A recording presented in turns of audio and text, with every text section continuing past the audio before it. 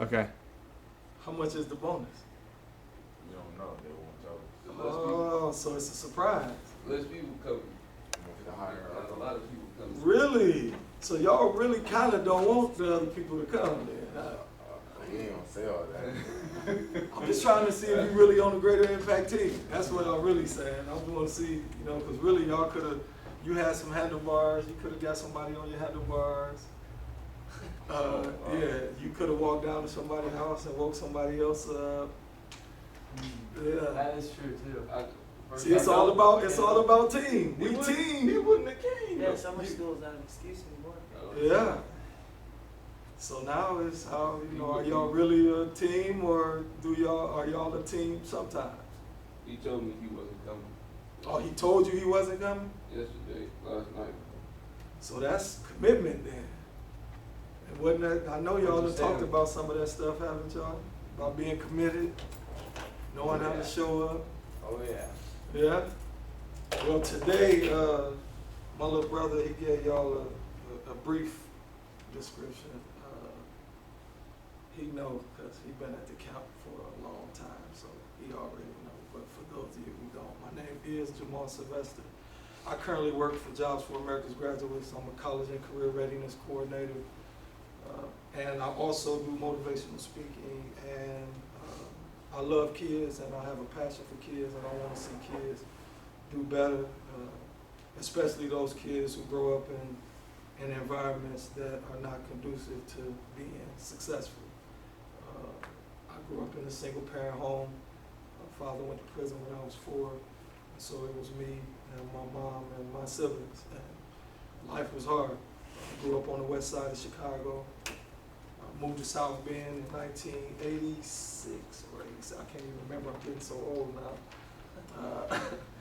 But moved to South Bend, and when I came to South Bend, it was a culture shock, and it was a difference. I went from gunshots and broken bottles and babies crying and fighting to birds chirping and people leaving their doors open at night. I wasn't used to that.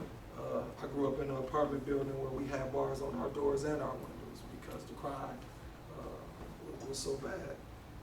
They call it Chirac now, but it's always been like that. You just have the media outlet and social media now that kind of makes that look as bad as it really is, but it's always been like that since I can remember. So I come to South Bend, got very few family members here, but we got a pretty strong support system. Grow 6-7 inches in one summer. I pick up a basketball. That's when it began. Started playing basketball at South Bend Riley. Had a pretty good junior season. I only played my junior and senior year varsity. I played JV my sophomore year. And it kind of took off from there. And today we're talking about positive self-image. Well, up until the time that I picked up a basketball, I didn't have a very good positive self-image. It was mainly due to all of the things or circumstances that I had went through as a child. And so I always, believed that those people who were in better situations would do better than those of us that lived in bad situations. It was almost impossible for us to be successful just because of what was surrounding us. And so getting out of Chicago and coming to South Bend, it created an opportunity for me to create my own positive self-image. And sometimes you can do that on your own with your own self-talk. Other times it may take somebody else speaking into your life. And then other times it may take certain events or certain things that'll create that positive self-image for you. And for me, it was basketball. I became a really good basketball player. I was an Indiana All-Star. That's one of probably the most prestigious team in Indiana that you can be on as a high school basketball player. They only pick 12 players out of the entire state of Indiana to be on this team, and so I was picked to be a part of that team. I had a really good senior year. We went to semi-state. Now colleges are beginning to knock on the door. Up until South Bend, college was never nothing that we talked about in my household. It was never talked about in my neighborhood.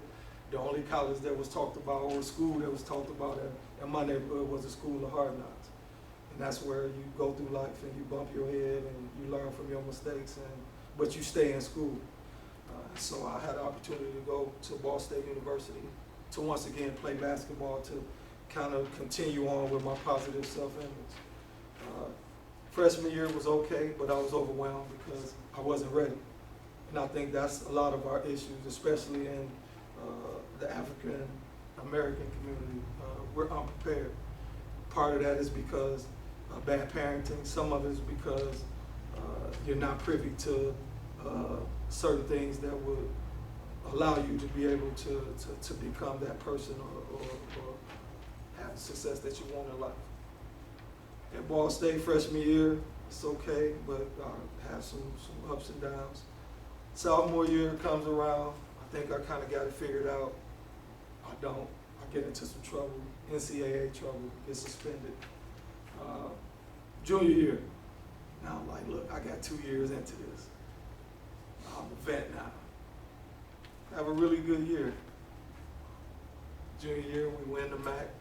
We go to the NCAA tournament. I get to go back to Chicago and play against Kansas on CBS, NCAA tournament game.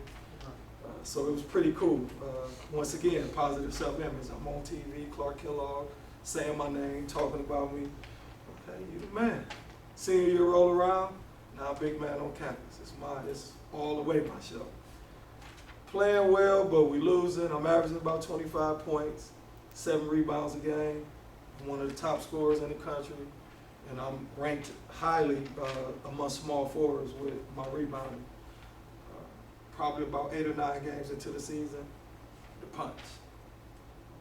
I punch one of my teammates, get kicked off the team. Self-image, now I'm a monster. My coach didn't kick me off the team, my teammates voted me off. So sometimes the people that you hang with or the people that you're around, they might laugh and grin and they may say that they want what's best for you, but that's not always true, and I found that out the hard way because I trusted my teammates. Because that's what you're supposed to do when you're a part of a team. And that's why I was asking those questions earlier. Are y'all really a team? Because if we were really a team, that wouldn't have happened. Because anybody that knows me know that basketball was my life. And so to take my life from me, they put me in a bad situation. And I came back to South Bend, and my positive self-image went from here to here. I faked the funk for a while, and I tried to keep my head held high. But the reality was, I had an NBA dream, and I threw it all away because I didn't think. And I didn't believe my positive self-image. Without a basketball in my hand, I really didn't know who I was. And so some of you may kind of, sort of know. Some of you may not know at all. But at 16, 17, 18, you should be thinking about those things. Who am I? It's 3 questions. Who am I? Who do people think I am? And then who do I let people see me as? Because in the middle of all of that, all of those 3 things, they kind of intersect. And it's a small portion in there when those 3 things intersect, and that's really who you are. Because when Corey's looking, y'all on point. Why are you on point when Corey's not looking? It's easy to be a team when coach is there. But when coach ain't there, can you be a coach? Can you say, hey, you know what? No, you're a teammate that said he didn't want to. No, man, you need to come because we need you. You're a part of this team. Because the reality is, if they don't come, even though y'all get the bigger bonus, that's more work for y'all. And more work is cool, but not all the time when you know you got other teammates. Now, if it was just y'all, that would be different. But when you know you got 5 other teammates, and they're not showing up and they're not pulling their weight, yeah, that extra money is cool, but what about the team? And so we gotta not only build up positive self-image in ourselves, we gotta build it up in our teammates. Because you may have a little more than your friend that said that he didn't want to come. You may have a little bit more grit than he got. And I think y'all probably covered grit, or either it's gonna be the last thing, so it's coming. But grit, you gotta have it. You gotta have that desire, and you gotta have that want to, you know what, regardless of how I feel, I gotta get up and I gotta do this because I'm not cool with my current reality. And I got an opportunity to do something about it, me. Now I got some help. I got Corey. I got, what's your name? Like, Mike. You got Mike. You got some other people on the team that are willing to step in there and help you guys out. But you guys got to be willing to do the work. So I'm going to read this verse. It says, "But the Lord said to Samuel, don't judge by his appearance or height, for I have rejected him. The Lord doesn't see the things the way you see them. People judge by outward appearance, but the Lord looks at the heart. This is my command. Be strong and courageous. Do not be afraid or discouraged, for the Lord your God is with you wherever you go." That was two separate scriptures, but what do you guys think that means? What does it mean to you? Truthfully, can you say that again? I didn't hear it again. Okay. You gotta wake up. You was over there falling asleep. You gotta wake up because you're falling asleep on yourself. I'm up. I've been up. Got up, cooked breakfast for my son, took him out to Notre Dame, because I'm serious about what I'm serious about. The stuff that I'm not serious about, I don't put effort into it. So you guys got to train yourself even in that way. I remember when I was 16, 17, it was hard getting up in the morning because I liked sleeping in. But when it was time to play in a basketball tournament, when it was time for AAU practice, my butt was up because it was something that I loved and something that I liked. You guys got to begin to care about yourselves, not just the stuff that you like. You got to care about yourselves. I'm talking about like it's the most important thing in the world because it is. You are your own most valuable possession. You are. Corey may kind of sort of look at you. Corey might look at you like you silver. You got to look at yourself like you gold or a diamond. Not saying that that's how he look at you guys, but certain people look at us because that's what this scripture just said. He said, "But the Lord said to Samuel, don't judge by his appearance or height, for I have rejected him. The Lord doesn't see things the way you see them. People judge by outward appearance, but the Lord looks at the heart." I've done a lot of foolish stuff in my life, but I've always had a good heart. You can't find nobody that'll say anything different than that. You know that firsthand because you've seen it in motion. I spend hours, tireless hours with other people's kids. I spend more time with you than I did with my own son. That's not natural, that's supernatural, and that's what God called us to be, supernatural beings. And because that's in us to do, it doesn't always get activated just because it's there. Just because somebody tell you that you're great, don't mean that you're always going to be great or you're going to always do great things. You have to activate that greatness. So that's going to require some work. That's going to require something of you. And not all the time we want to do that because sometimes it's hard. Like if y'all go out today and go work, if y'all got 5 properties and it's just y'all 2, that's a lot of work because the work got to get done, right? So is it fair if we say we got a team and only 2 people show up? No, that's not fair. And so it's accountability. Y'all holding yourself accountable, y'all got to hold them accountable as well. And so now we know, see, he told, the Lord said to Samuel, man, don't judge by the appearance. It don't matter what it look like. Don't matter how big it is. And so what's in here? How bad do you want it? I know what you want. But how bad do you want it? I know what he wants for y'all. He wants the best for y'all. He wants y'all to have everything he had and then some, on top of what God has got planned for you. But he can't give it to you. You got to get it for yourself. Now he can put you in position like he's doing with the Greater Impact Lawn Care. He can put you guys in positions to be successful. But y'all got to do it. So what you think that scripture means for you in your own words? Like, don't just book by stuff.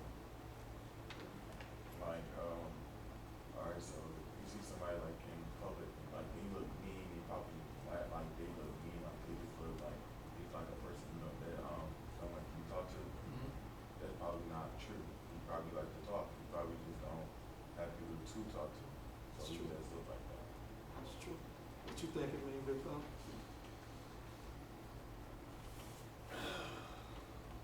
It's like the same thing he can't say you and him the same person. Okay then. So you can't say the same thing he said. Could be like,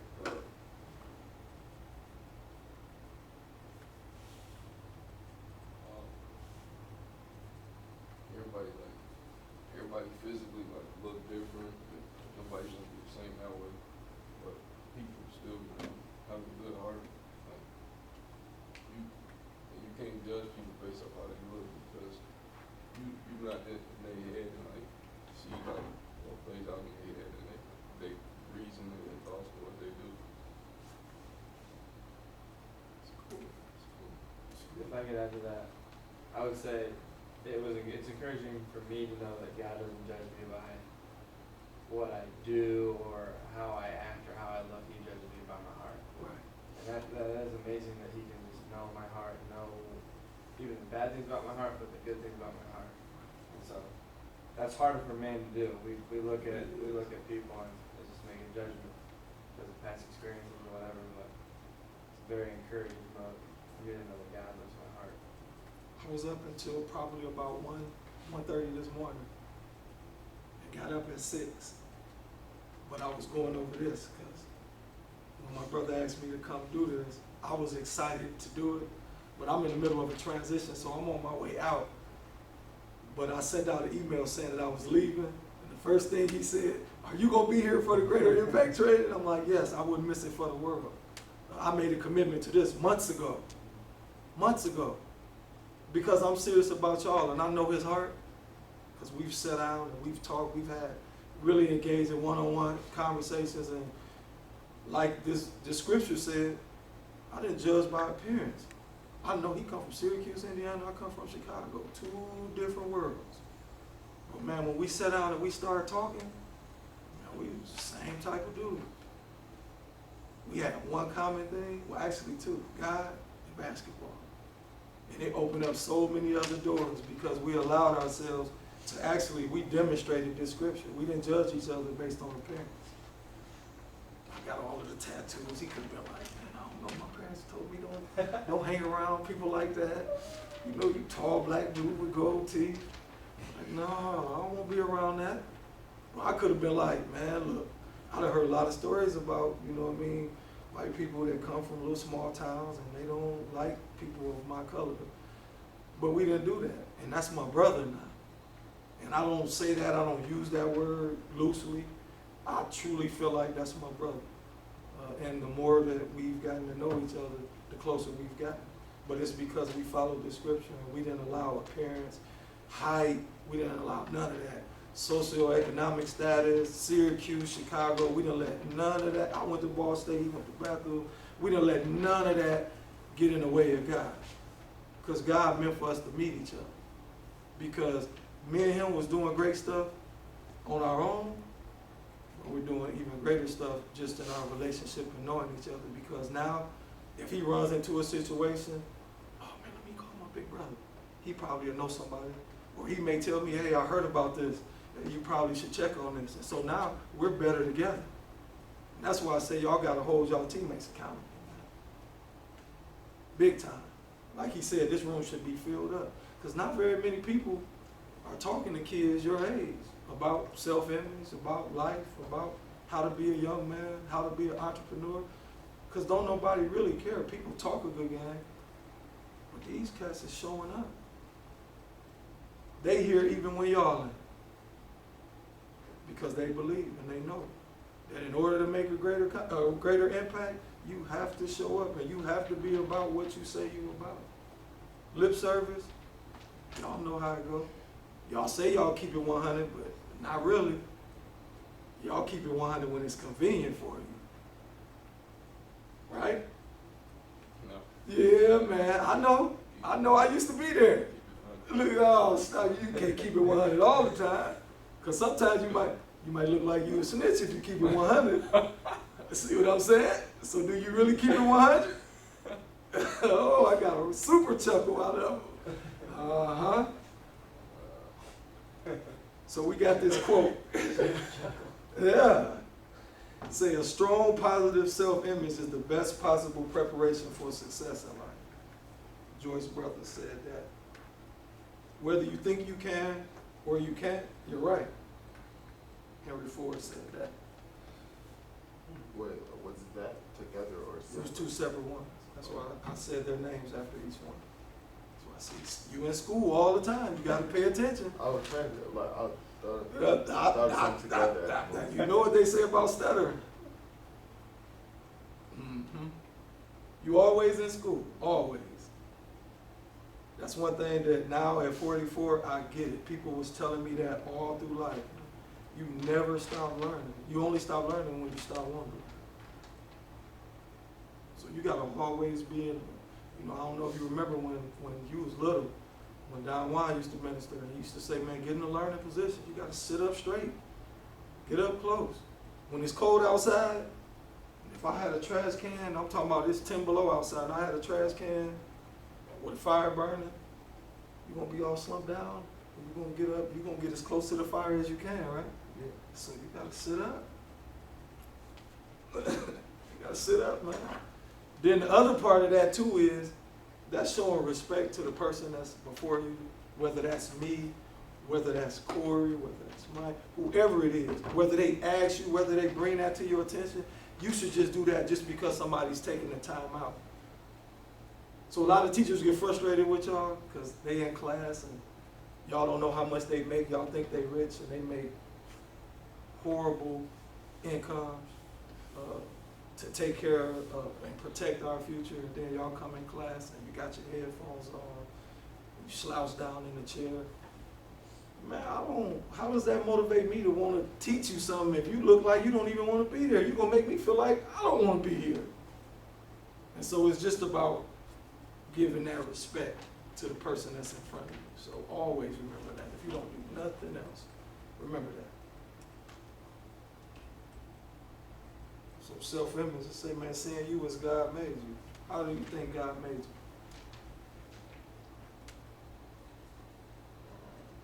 Think about yours, because I'm coming to you too. It's like how you made me. Yeah, how do you see yourself? Do you see yourself as God made you, or do you see yourself something different than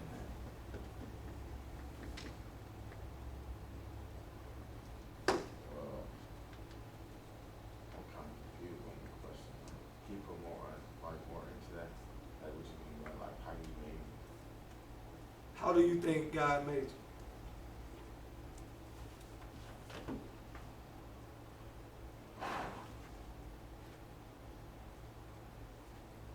He's talking about like, your personality, not, Oh, personality. right? I mean, not like physically how he put you together. It could be all of that. Oh. Yeah, That's all good. it's a mo. But once again, this is why y'all struggle in school. I asked you a question, you weren't clear. You was gonna give up and be like, and that's what y'all typically do. When something is presented to you and it's not presented to you in a way that's detailed, because I don't know if it's fear of looking like you dumb or you stupid or I don't know what that is, but y'all shrink back and you won't ask because at the end of the day, I'm not letting you off the hook. You're gonna answer the question. So you need to probably ask more. You see what I'm saying? Yeah. Now, I'm trying to help you because I didn't know. I used to do the same thing. I took that all the way to college with me, and I almost got kicked out of college because of that very thing. I didn't understand in class, and I wasn't finna raise my hand and what? All these people? But the sad part is, you know everybody here, and you still didn't do it. So what you gonna do when you in a room or when you in a group of people you don't know? And there lies the problem. If you can't even, if you're not even willing, because once again, this is about you. So you need to invest in yourself.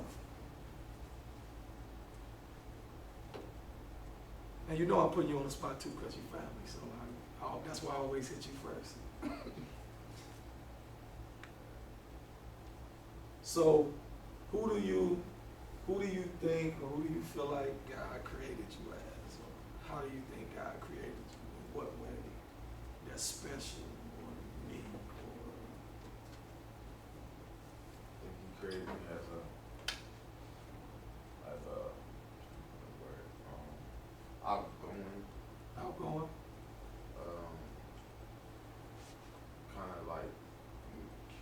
about the world person. But how old are you? 16. 16. I'm 44 and I'm still confused with the world, so don't get caught up on that. It's not for you to figure out. Once you figure out who you are and who he made you to be, the world, you'll figure out how to navigate through the world, but you got to figure out who you are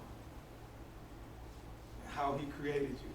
So that means you got to spend some time in your word, because it's a description of how you created us in the Bible. It's in Genesis, that first book in the Bible. It's in there. It tells you who you are. Am I lying, Corey? Am I lying, Mike? Is it in there? It's pretty clear, ain't it? It's pretty descriptive on how he made us, ain't it? That's where you got to go back to the blueprint. Sometimes we forget. So that's why sometimes you got to write it down. You got to go back. You got to practice. And sometimes I forget. Sometimes I do get caught up in that world that you're talking about, that confusion. I get caught up in that confusion, and I forget who I am. So sometimes I got to go back to the first book. We don't always like to go back there because it makes it sound like it's childish, or, man, I got to go back to Genesis. Man, I was in Mark. I'm almost done with this. I got to go all the way back to the front. Well, that's where it started. If you want to know who you are and who he made you to be, he gave you a description. Now, you can add some other stuff to that as you get, more educated about who you are. But for the most part, man, he gave us a real good definition of who we are, who he made us to be. So go check it out. Then get with Corey. Tell me when you ready, tell Corey what verse it was in. What book is it? It was in. Okay. And tell Corey what verse it was. Now you might have to read the whole chapter now. It might be long. Oh, see what I'm saying? That's what's wrong with these new age kids. Smartphones. You don't want to go looking for yourself. You just gonna go to Google and type in God's image. And it's gonna come up. No, man, y'all gotta learn how to do the work. It's more meaningful when you go dig, man, and you find it. Because this typically what happens. The stuff that we get fast and easy, we don't respect it and we don't honor it. That's why it's so quick to forget and so easy to lose it. But when you have to look, you gotta search for it, because you put your time and your effort into it, you're gonna hold on to that. I guarantee you'll remember that more than that search engine that you just typed in God's image and it just came up. Because you didn't have to do nothing to do that. The phone did. So then now, what if your bill get cut off? What if your phone gets stolen? That type of stuff do happen in this confusing world that we live in, right? You going through that right now? No. Oh, I use the computer. Oh, see, if you jump to a whole nother. Y'all gotta quit doing that, man. Me and Corey talked about this last year, about how great technology is, but it's been a gift and a curse. Because it's caused all of us to be lazy. I don't remember nobody's number no more. It's probably about 5 people's number that I remember. Because I don't have to. All I got to do is hit Mike's name and it's going to dial Mike. I don't even have to dial numbers no more. Back in the day, we had the rotary. Let it come back. That's how we had to dial numbers. So you had to know somebody's number. So if you had 100 friends, you knew 100 numbers. So now you gotta compartmentalize all this. So I gotta get my 2, 3, 4s and get all them lined up, and my 2, 3, 2s. Mike can laugh because he know what I'm talking about, because it was a lot of people who had a lot of different area codes and different numbers. So I'm like, man, how did we do that? I was a walking smartphone and didn't even know. I was. We got to quit putting so much effort and quit leaning on our smartphones and our computers so much, and get back to the old school and digging and finding stuff out for ourselves. The numbers you still know are probably the ones you used when you were back in the day, too. Yeah, because I've been doing it for 25 years, so they etched in my head. I still know my old number from my first house, 232-817. It's an easy number, but I still got it. I couldn't tell you no other house phone number I've ever had, but I remember that one because it was probably the one I had the longest. You know Corey's number by heart? Or do you just hit Corey? Just hit Corey. Let's see what I'm saying. It don't matter if you ain't putting it to the phone. Oh, don't put my brother out there like that, man. Corey, what's Allison's number? Allison. Bang. No, I don't even know Corey's number by heart. It's 5. His first one was 107303309. Now it's 574-303-6661. Corey, what's your mom number? 664. 574-457-2161. Joe, what's your mom number? I don't know. Change it. But look, I'm talking about look at how just that little simple thing. Like, we just had a whole nother conversation about that, but that's where we at, man. I don't know my mom number, that's it. That's it. In the house. And sometimes the numbers that you memorize or the numbers that you remember are those numbers of the people that you know you can depend on. So your boy, your bro that you keep it 100 with, but you don't know his number, and he don't know your number, You know my number, but I don't know his. so are you a real bro? You know, I'm a Based on the definition of a bro. I don't know the hood definition of a bro, you're supposed to know everything. Huh? Yeah, But look, got you. It's all right, because I know you're going to learn it now. Yeah? So do y'all got a brand? What's your personal brand?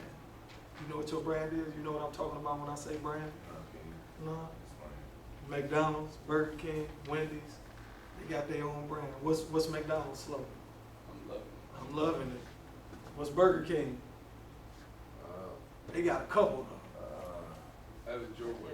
Yeah. Have it your way. What's Wendy's? Look, you don't see, but that's why branding is important. You was like, ugh, yeah. Everybody don't like Wendy's. Everybody don't like McDonald's. And so that's why branding is important and how you brand yourself, Greater Impact Lawn Care. It's a brand. What does that mean? If you was doing a presentation to me, I got $10,000 in my pocket right now. And I say, man, Greater Impact Lawn Care. Haven't heard much about it. Tell me about it. What's the brand? Stay on top. Stay on top of things.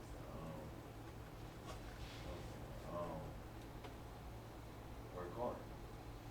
Stay on top of things, work hard. Okay. What's the Greater Impact brand?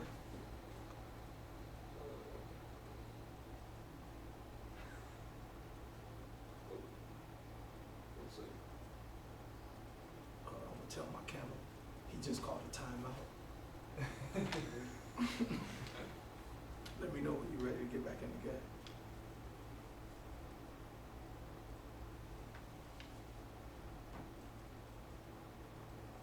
Hard work and finesse. Some hard work and finesse. Okay. Corey, Greater Impact Lawn Care. What's the brand? Change your lawn, change your city.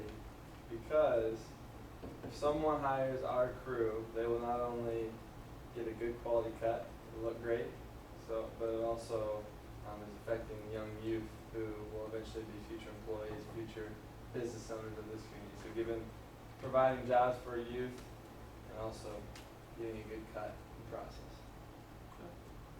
Mike. Provide quality services and lawn care through meaningful work, while impacting future leaders. Fellas, hear the difference? If my money was on what y'all just said, I'm walking out the door.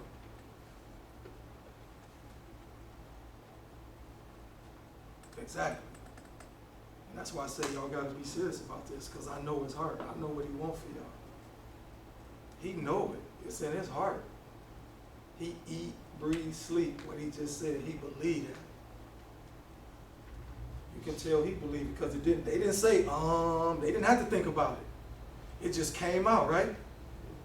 That's how it's got to be for y'all. Y'all doing the work. How y'all doing the work and y'all can't come up with a well thought out definition of what Greater Impact Lawn Care means. Cause really y'all they spokespeople. Y'all the billboard. Y'all doing the work. It's like me going to get a Big Mac. You know what come on a Big Mac, right? Yeah. What, tell me, what come on a Big Mac? 2 pieces of meat, piece of bread in the middle, lettuce, secret sauce, tomatoes. It's just a piece of bread though? Or is it a sesame seed bun? In the middle is not It's just a piece of bread. What's on the top? sesame seed, but Yeah. So that's a brand. And it's a certain type of way. So if it don't look like that, then that's not a Big Mac, right? So here's what just happened. They presented the Big Mac with all the fixings, with the sesame seed bun, with the bread in the middle, with the special sauce, pickles, all that. What y'all just sold me was a Speedway hamburger with a Greater Impact Lawn Care shirt on it. Y'all sold me a Speedway hamburger. They sold me the Big Mac. Y'all said y'all was Big Macs, but y'all sold me a Speedway burger. Tell me what a Speedway burger look like. That's why, because the brand is dry, it's just on some bread, it's a frozen patty, it's shriveled up. Ain't none of that. None of that. So using that analogy and thinking about that, do y'all think y'all did Greater Impact Lawn Care? Did y'all represent it like y'all should have, based on 2 cats who've been in it for a while? I'm talking, you rolled up with the man. No. Okay. So what we gonna do about that? Huh? change it. Yeah, you got to. Do y'all have a mission statement? Powering. Or you was looking to see if it was on the shirt? Oh, Whew. Empowering you through some. You don't know? Anybody know? You know what the mission statement is? I know the last part is through meaningful work. I think that's the first part. Is there anything missing in between empowering you to? And he didn't tell me to do this. He didn't even know I was gonna do this. Sir. I'm doing this for him and y'all. Come on now, y'all gotta give it to me. I'm not gonna let Corey tell The me. last part is through meaningful work. That's right, that's right. The Okay. first part. You know what it is? How I feel. Oh, you just here? Oh, okay. I like how you stepped all the way out of it. Y'all on your own today. I ain't doing that. So y'all 3 together can't come up with the mission statement? I got the first word, powering. The first word? Oh, come on, man. Through meaningful work, okay? Empowering Empowering through you. meaningful work. That's the mission statement. Empowering our future leaders through. Oh, no, that ain't, meaningful that, no, work. no, it ain't. No, Had something to do with this. no,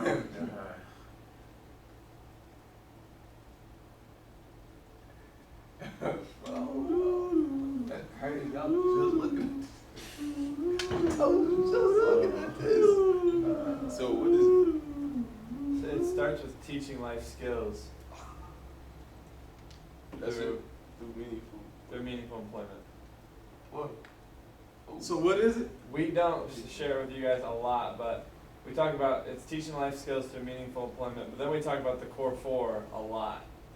They should know. What's the core 4? hard work. Attitude. Nope. It's no, Yep. no phones. No. Oh, no. That's not one of them. It was on the paper. It's not one of them. Hard work, attitude. Quality. Yep. Quality and time, right? Yep. Timeliness. Okay. So they should definitely know that. I know. That's why I did that. This was more for them than anything, but it was for you to be able to see it. Because at the end of the day, he's sending y'all out to represent Greater Impact Lawn Care. And somebody's gonna ask you, what is they teaching you over there? What are you learning? What is Greater Impact Lawn Care all about?